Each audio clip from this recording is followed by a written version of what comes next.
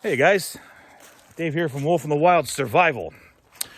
Just doing a little walk around up in the woods. We had some nice days a couple of weeks ago where I live up in Muskoka in Ontario. And, I tried to shoot some videos and I don't know, I just wasn't happy with them, so I didn't release them. So we're doing another one today. We're just walking around just to see what we can see. And I don't know, it's really early spring. I'm not really thinking we're going to run into all that much that's all that interesting, but maybe we'll recap a few things. And I don't know, we'll see what we can see. You never know. There's moose back here, there's wolves, there's bear, there's bobcat and lynx. There's bears and we'll see what we can see. Maybe we'll come up with something interesting.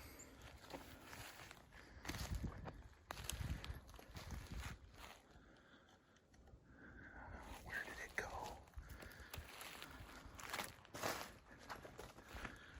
There it is.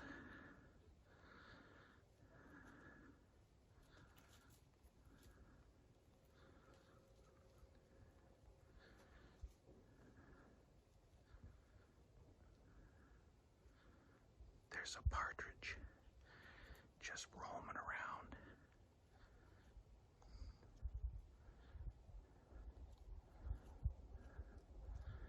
I'm not using my camera, I'm using my iPhone, which has a bad camera on it.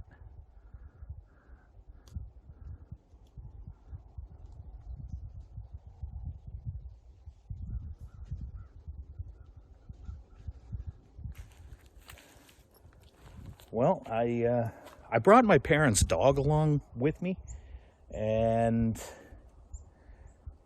he's apparently around. Come on, Spencer. Oh, there he is.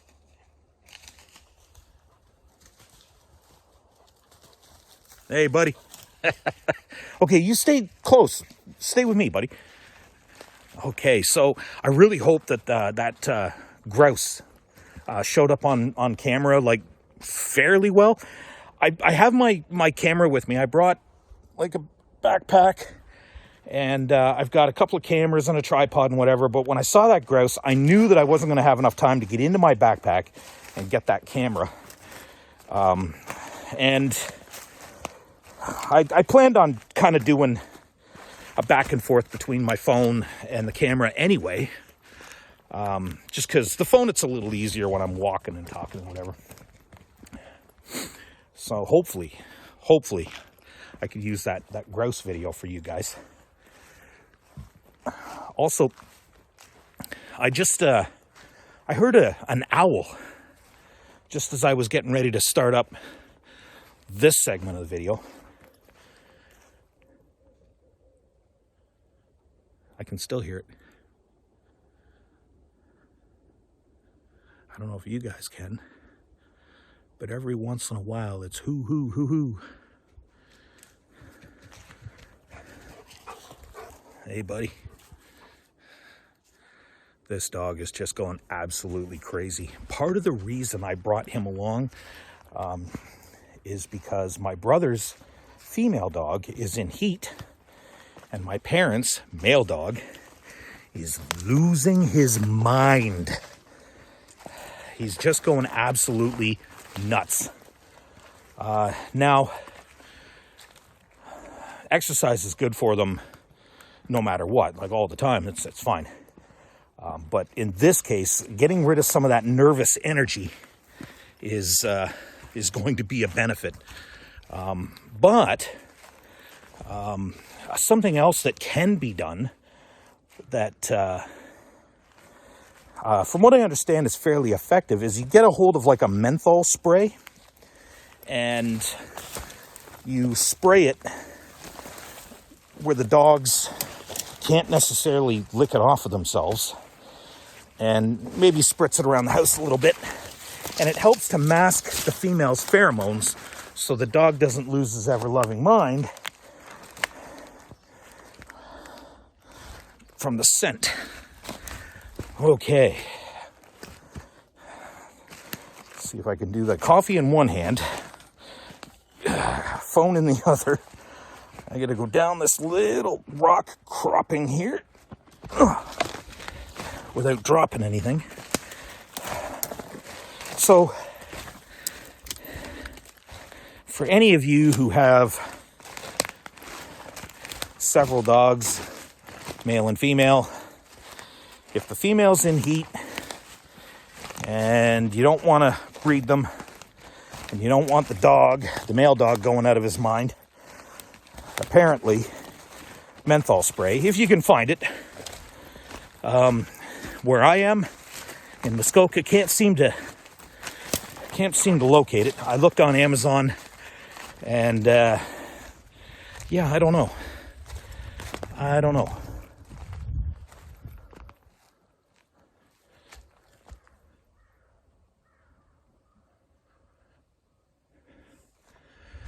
can hear that owl. I think I'm getting somewhat closer.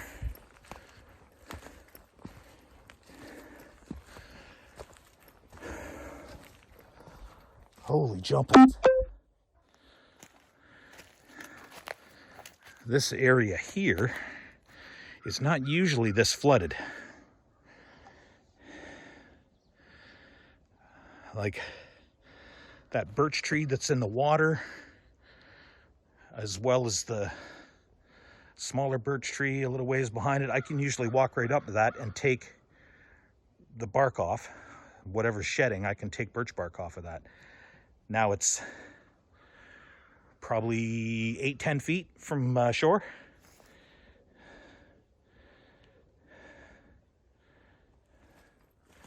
You guys might recognize this next pit stop.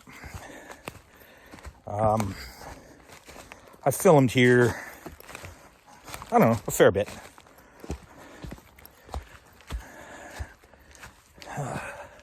Just got to get over to it. This big rock here, it's at least twice my height.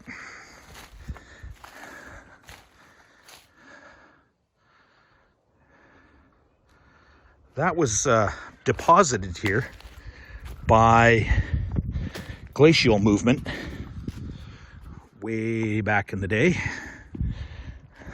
one of the previous ice ages. And over here,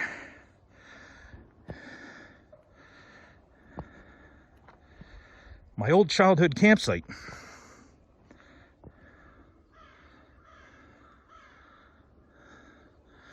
Now it looks like somebody has come and thrown a tarp down over here.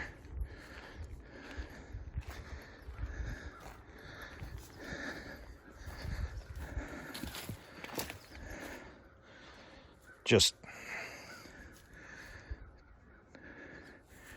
left it lying there. I don't know. And put my coffee down real quick here. Over on the other side of the water is the shelf that I made, the gear rack. Looks like somebody's got a little campsite going over there.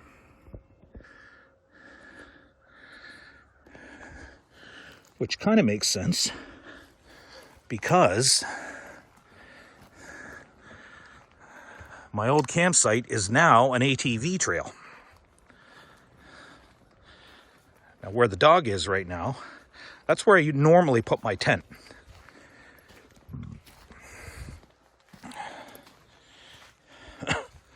Fire pit.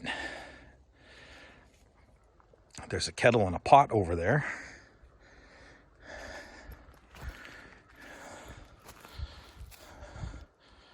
Bunch of beer cans.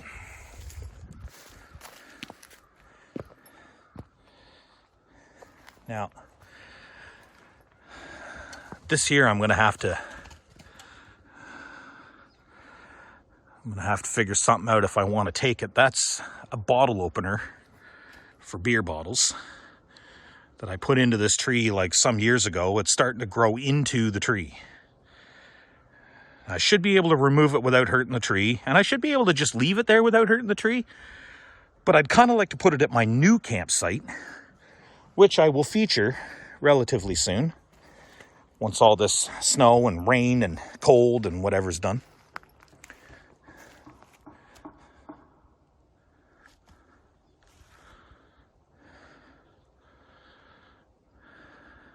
Man, oh man. We've hardly had any snow. We haven't even had that much rain. The water level is so high.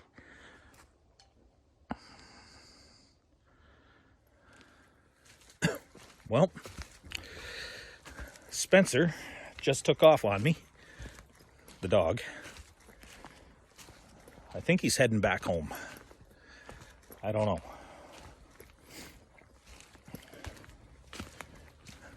I was distracted long enough just to shoot the last segment of the video. Off he goes. And I'll tell you, he's usually a very good dog, but lately he has been a complete pain in the ass. I'm not taking that dog up here again, not if he's going to be acting like that. Oh, 3 weeks of my brother's dog in heat. This is going to be great.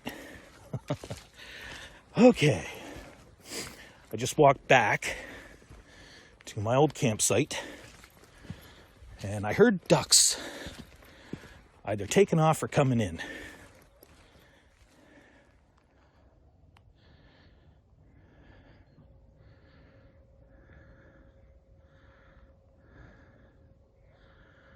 When I was a little kid, and I did my first overnight camp out here, I think I was about 8 or 9. I camped out on that little sort of offshore island there.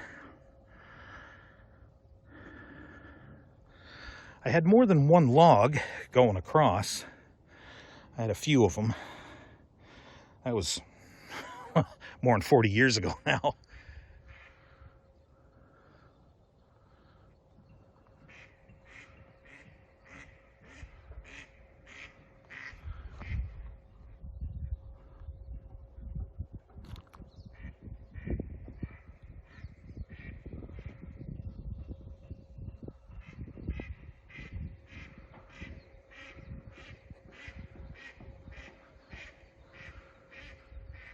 So I was on a phone call with my mother. The dog did indeed make it most of the way back home, but he's up the street at my nephew's place. In that time, the 2 ducks that I was coming to look for took flight, and they flew around the swamp like 3 or 4 times and then took off. If it wasn't for the dog, I wouldn't have been on the phone. If I wasn't on the phone, I would have got video of them taking off from the swamp. But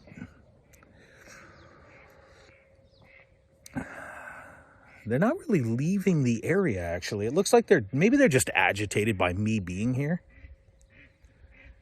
because they're kind of flying circles. But it's a male and a female mallard duck, so there is a very, very good chance that they have a nest somewhere nearby. I doubt they've laid eggs yet, but I mean, you never know, maybe.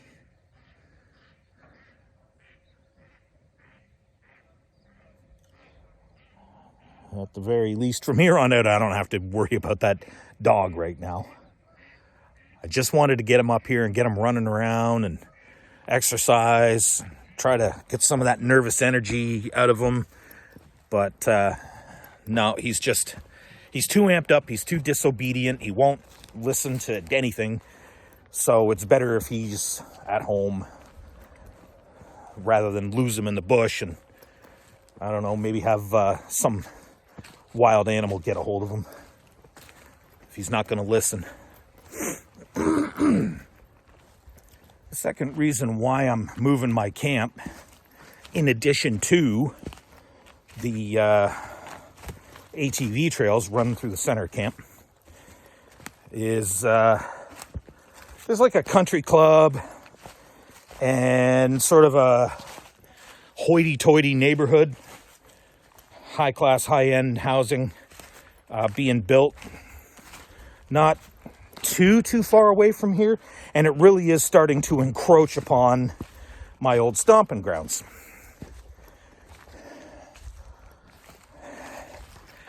It kind of sucks. I mean, yeah, we need more housing, but we need affordable housing, not, hoity-toity. But, I mean, it's also not my property, so, not much I can say or do. One thing that they did do, you might have seen my video on the ghost pipe, and I was making ghost pipe tincture. Okay, there's probably no way I'm walking through all that. I'm gonna have to detour around. Whoop. Whew. Almost got the detour done here. Anyway, as I was saying, they're encroaching upon my old stomping grounds. And one thing that they've done is they've started building a road for more hoity-toity housing. And they put it right through the center of my ghost pipe patch. There was an area, some of you may have seen in a video. They just grow thick. Like, I've never seen ghost pipe grow so thick in such a huge patch like that. They put a road right through it for future housing. So it's time to leave the area and put a new campsite up somewhere else. Oh, check this out. Now, it's kind of hard to see from the camera perspective, but that's a beaver dam down into there. And that's probably 7-8 feet high, at least. Like, it's somewhat smaller, like over there where I was walking, but over here, from the top all the way down to the bottom, that's at least 7 or 8 feet. Oh, man, those beavers are definitely industrious little creatures. Oh, I gotta turn around, go back this way. Oh. 40 years ago, I could do this, no problem at all. Now that I'm in my 50s, man, it's a little bit more difficult. I can still do it, but it's tiring. Whoop.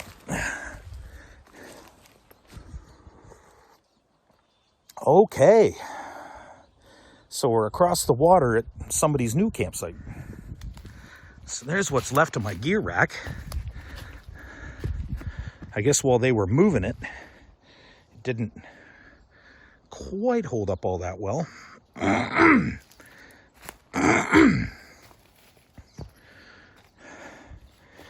It is still mostly in one piece, though. And I built that several years back. And then it looks like they're starting some sort of a shelter build kind of idea, but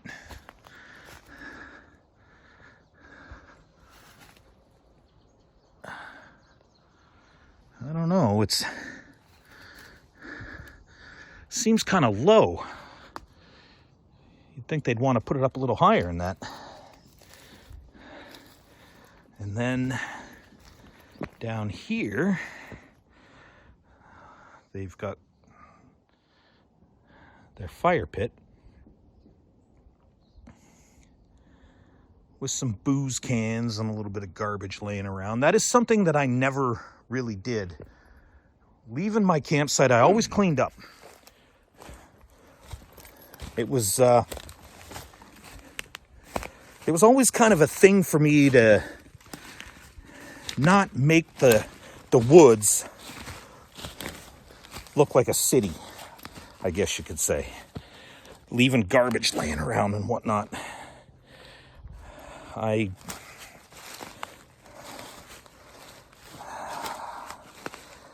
I would understand if they were kids, but the presence of all the beer cans and other alcohol-related products, it just, it seems to me like whoever's doing it is old enough to know better, and they just don't care. And that's a real shame.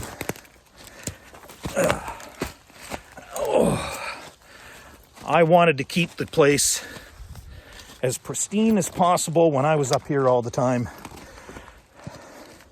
Partially for my enjoyment, partially for those who come after me. They deserve a nice, pristine, wild camping experience like I had.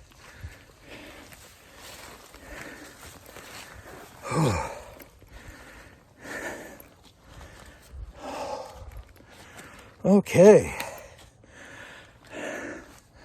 I'm up on the next ridge. Holy jumpins'.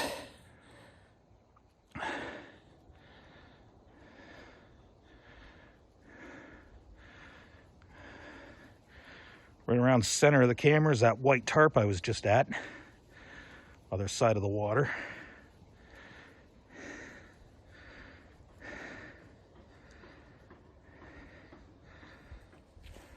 So the one thing about the forest that I'm in, not a lot of flat ground. There's ridges, there's peaks and valleys that you have to climb up and climb down. Like I say, no problem when I was a kid. I used to run through here top speed all the time. I've gotten quite a bit older. I've been working kind of, not really sedentary, I guess, but it was kind of an easy job for the last almost 20 years I've been a security guard. There's a fair bit of walking involved, but not anything major. Certainly nothing like this. You guys have probably heard the hammering in the background.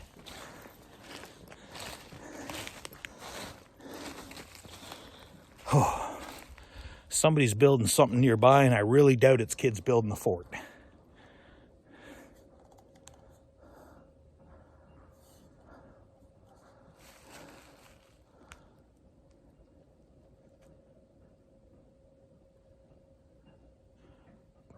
Definitely not.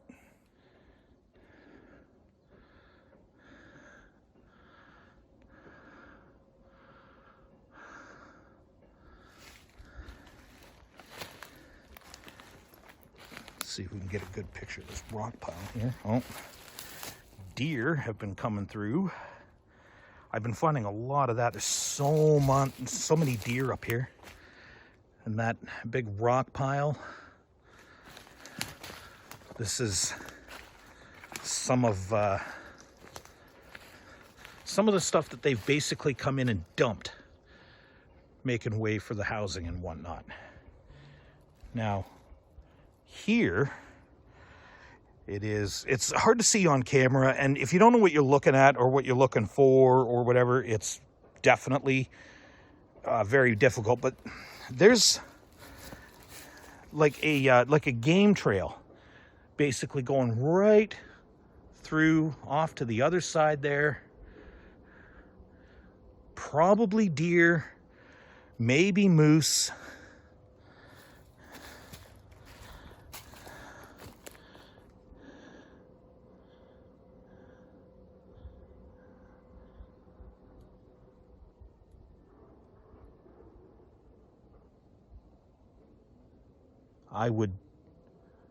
I would definitely say that probably an ATV went through here at one time too, but there's definitely a game trail going through there.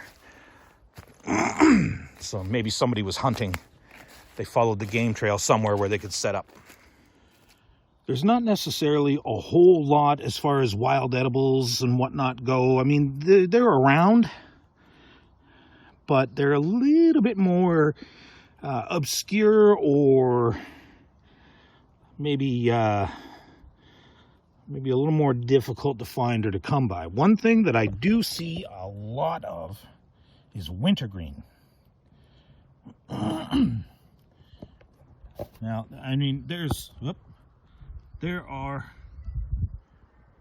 just tons of it all around forest floor.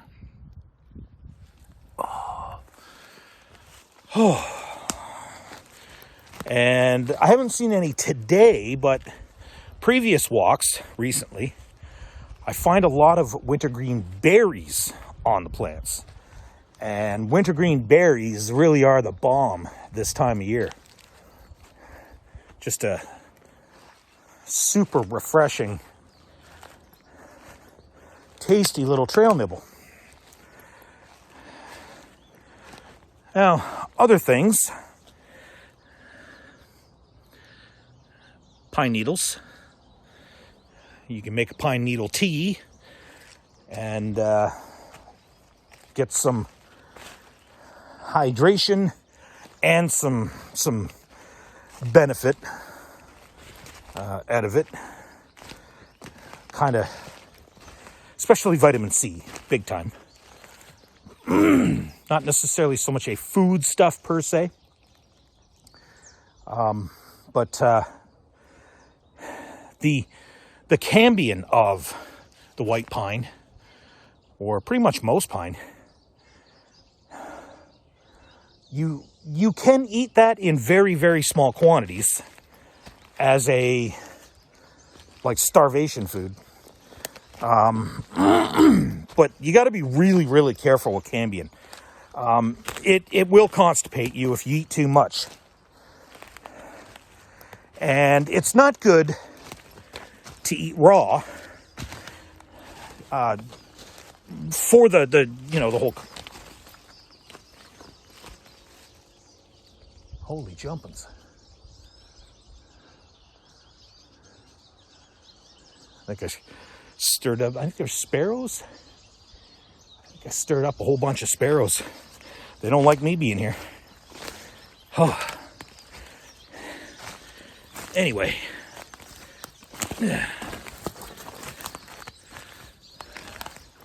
It's not a good idea to eat it raw because of the constipation factor.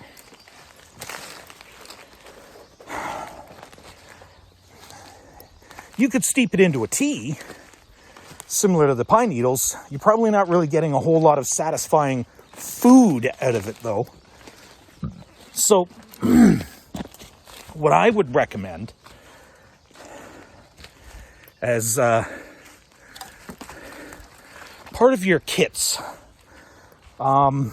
whether it be I'm going into the woods and I'm going to explore, and I might get lost, and I'm in this kind of situation, not a lot of food, carry around a small container, not glass, but a small container of bacon grease that is very well sealed, so it doesn't split open, pop open, get your gear all grungy and dirty.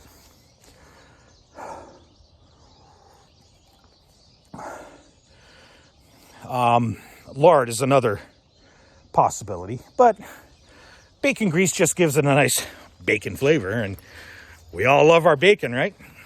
Well, most of us, I guess. If you cook strips of cambium in bacon, not only will it taste better, it will be easier to digest, and you will not be as easily constipated by it. So in your camp kit, in your get-home bag, in your bug-out bag, in any preparedness survival bag that you have, it's a good idea to have some bacon grease. I'm getting really, really close to that country club now. I gotta keep walking. Now, another thing that is fairly abundant, but difficult to process this time of the year in the northern woodlands is reindeer lichen. And as you can see, there's a lot of it. Now, I believe I have a reindeer lichen video. Pretty sure I do. And also, anybody who watched my 7-day survival challenge, I ate it then. Quick recap. You have to boil it for no less than 5 minutes, at least 3 times, changing the water each time. If you do not, it will cause you to have a very bad day. It'll be quite painful. But, well, there's more deer turd. It's everywhere around here. I've seen a little bit of bear, but deer everywhere. Yes, reindeer lichen. It is, I think it's like almost 90% carbs or something like that. It's mostly carbohydrates, which is a pretty good energy boost. I'm at another swamp. Now, normally, there's ducks and there's geese. Like galore in here, tons. And the water level, once again, very high. And we've got some bracken fern here.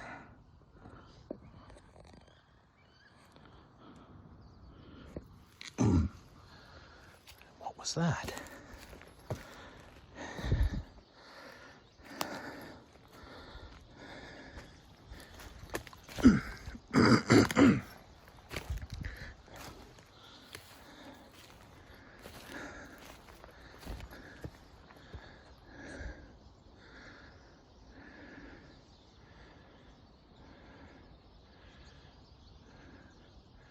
Lots and lots of swamp. When I was a kid and I would go duck hunting with my dad, this is the place that we would generally come to because there is almost always ducks here. Now, I don't think he ever took geese out of here. I think he just went for duck. But I believe at the time, everyone was under the impression that the Canada goose was a protected animal that was not allowed to be hunted or used as food. Very common misconception. Up until recently, Canada did not actually have a national bird. Everybody just assumed that we did, and we assumed that it was the Canada goose, but no. And I think it was around maybe 20 years ago, a whole bunch of us got together and petitioned the government to say that we should make the red-tailed hawk as Canada's national bird because we did not have one.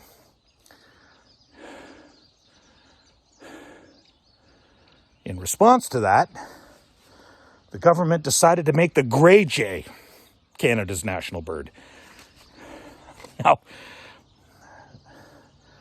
follow me on this. Canada's colors are red and white. The underside of the red-tailed hawk is pretty much red and white.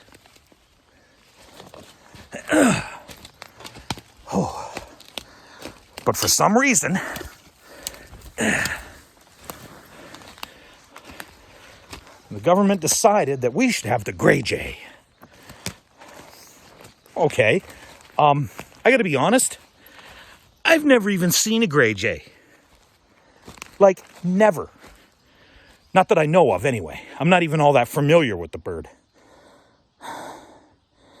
It really should have been the red-tailed hawk. But anyway, the Canada goose is not like a Canada's bird. It's not protected. You can hunt it with a license and, you know, all the proper, you know, whatever. You can, and it is quite delicious. I'm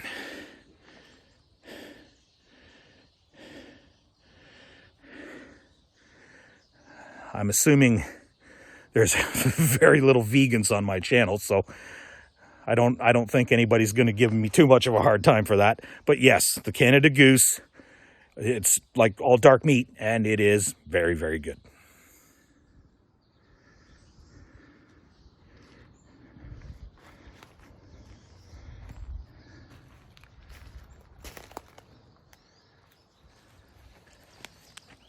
So I've been walking a game trail just to see what I could see for, I don't know, 10, 15 minutes. So far, nothing all that interesting, all in all. But something that I've been in the habit of pretty much my whole life. And I never really gave it much of a thought until now. And I've probably never mentioned it in a video either. Whenever you're wandering around through the woods, doing whatever you're doing, it's a good idea every once in a while to just turn around and look where you came from. And like, really look.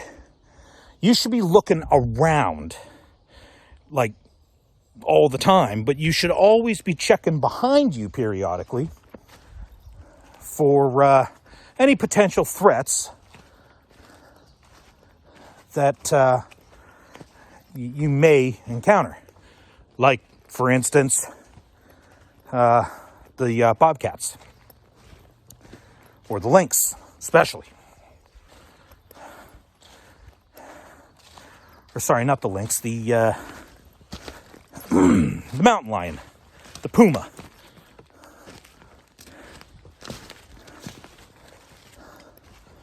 They like to come up behind you.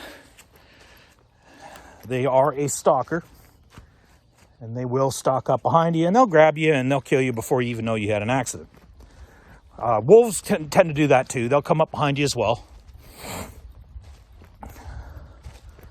So it's always a good idea to be aware of your surroundings, especially what's behind you.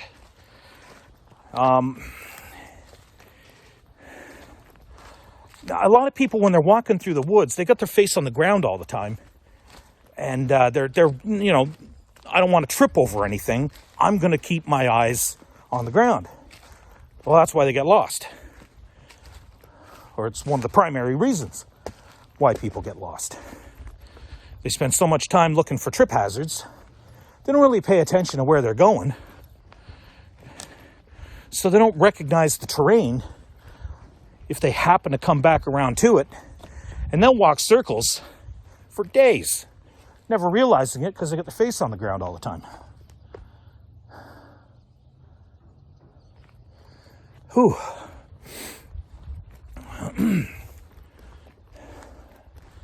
So there's a piece of advice from your buddy Dave. Oh, those ducks just took off. And they would have been so close, I would have caught them on camera easy. Super close.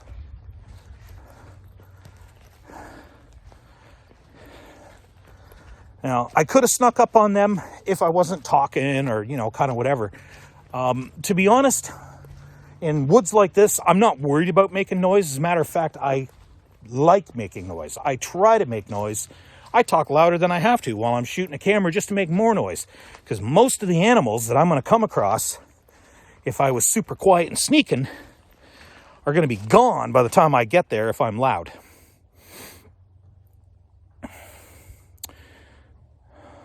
Okay, check this out.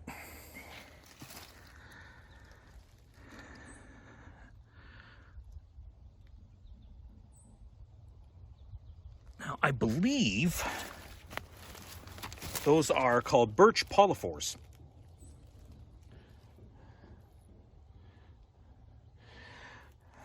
I've said it before on my channel. I am not a mushroom expert, and I don't recommend anybody take my advice about mushrooms. Because, being colorblind, it's incredibly difficult for me to identify potential edible to potential deadly mushrooms in the best of circumstances. I know a few that I can identify without relying on color, but I just don't take my advice. But I believe those are called birch polyphores. They might be mistaken for dryad saddle, which when young and prepared properly are an edible and kind of tasty. The birch polyphore, on the other hand, is not generally an edible mushroom or fungi. It isn't toxic that I'm aware of. And I do believe when they're young, they can be thinly sliced and roasted to be used as kind of a starvation food as well. But from my understanding, they're not particularly tasty. But if prepared properly, they'll stop you from starving to death. Now, that being said, here's something that I probably never mentioned because I don't really do mushroom videos because I can't reliably teach you guys about mushrooms safely. When you're eating wild mushrooms, even if they say they're edible, most of them, when mixed with alcohol, create a toxic reaction. If you're eating wild mushrooms, do not have a beer with them. Do not have an alcoholic drink of any kind. Because most wild mushrooms, when mixed with alcohol, creates a toxic reaction. So, bear that in mind too, guys.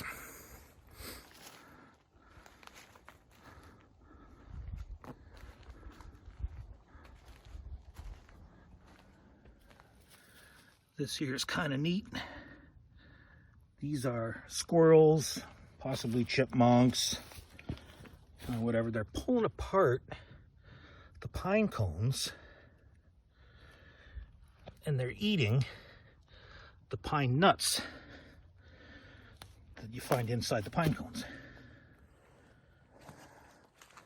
Now, pine nuts taste very much like a pine tree, just like most of the other parts of the tree do.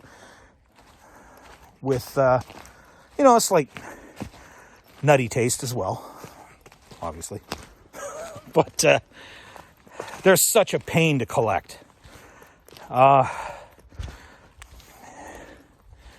mean, if you could gather up enough pine cones to kind of rip apart, get pine nuts out of, and kind of whatever, without spending too much energy, I suppose it might be worth it. But on the grand scale of things, probably not worth the effort, considering the calories that you're going to get. But I don't know, that's entirely situational. If you can get a whole bunch of pine cones in one small area and just sit down and, pluck them and get the pine nuts, all the power to you. They make a nice addition to a salad.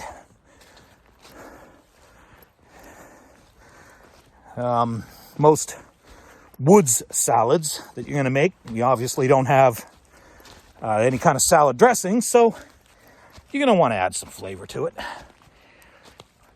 Pine nut's one way to do it. Oh, man. Holy cow, I'm getting old. Whew.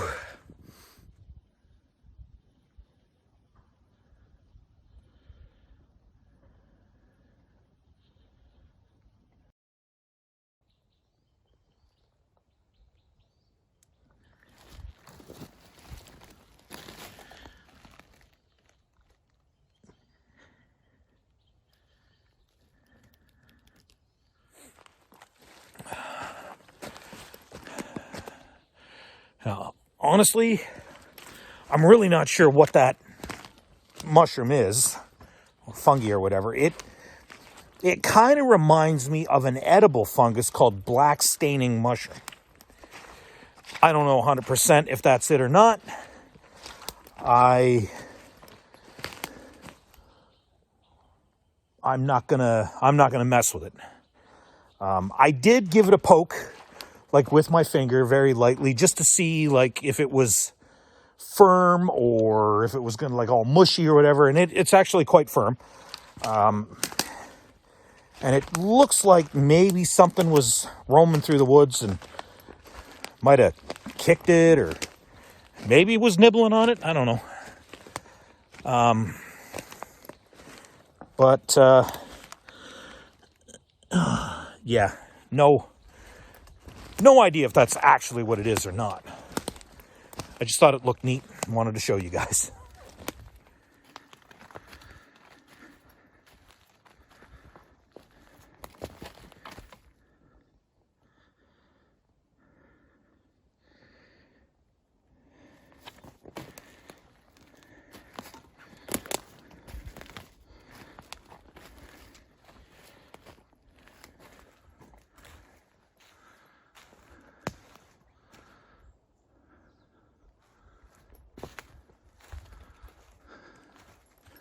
Well, guys, that's about 4.5 hours, maybe 5 I've spent in the woods.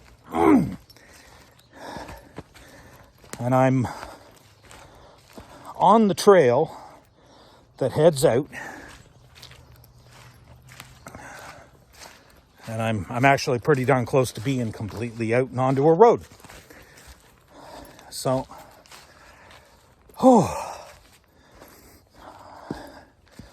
I'm ready for a bit of a rest, that's for sure. But hey, a bad day in the woods is still better than a good day at work. So I will see you guys soon. I've got a lot planned. I always have a lot planned. It's just whether or not I get to it. But now that I live in Muskoka, it's going to be so much easier for me to do most of the videos that I've been wanting to do. So hopefully this is going to be a good year for Wolf in the Wild survival. We will see you guys in the next video. Until then, stay wild.